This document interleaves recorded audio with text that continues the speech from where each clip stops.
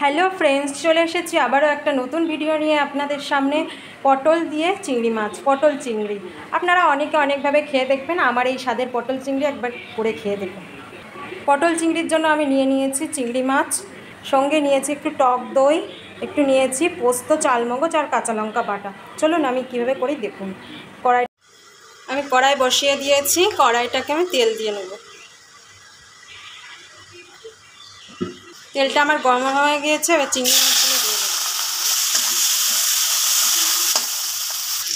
আমার চিংড়ি মাছগুলো একদম লাল লাল করে ভাজা হয়ে গেছে, এবার তুলে নেব।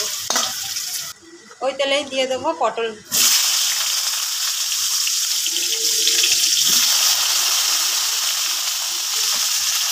পটলগুলোকে আমি লাল লাল করে ভেজে তুলব। পটল ভাজার মধ্যে দিয়ে দেবো একটু হলুদ, দিয়ে দেবো একটু লবণ। দেখুন বন্ধুরা, আমার পটলটা একদম ভাজা হয়ে গিয়েছে, এবার নামিয়ে নেব।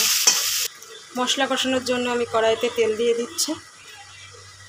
তেলটা আমার গরম হয়ে গিয়েছে, দিয়ে দেবো পেঁয়াজ কুচি। ওই তেলে দিয়ে দিলাম আদা রসুন বাটা। তেলে দিয়ে দিলাম জিরের গুঁড়ো, লঙ্কার গুঁড়ো, ধনের গুঁড়ো।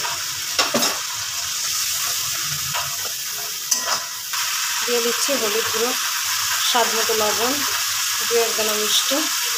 ওতেই দিয়ে দেবো একটু চালমগজ পোস্ত বাটা, আর দিয়ে দিলাম 2 চামচ টক দই। ভাজা চিংড়ি মাছ দিয়ে দিয়েছি, ভাজা চিংড়ি মাছ।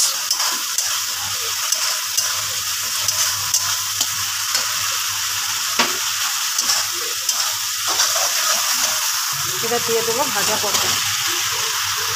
এখন বন্ধুরা ভালো করে কষাতে হবে। আমার কষানোটা হয়ে গিয়েছে, এবার দিয়ে দেবো গরম জল। এবার কিছুক্ষণের জন্য ঢেকে দেবো। ওর মধ্যে দিয়ে দিচ্ছি একটুখানি ঘি, দিয়ে দিলাম গরম মশলা।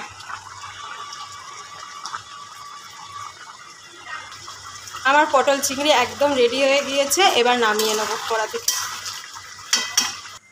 দেখুন বন্ধুরা, তৈরি হয়ে গেছে আমার পটল চিংড়ি। যদি আপনাদের রেসিপিটা ভালো লেগে থাকে তাহলে অনেক লাইক, শেয়ার আর কমেন্টস করবেন, আর যদি পারেন তা একটু ট্রাই করে দেখবেন কেমন হয়েছে।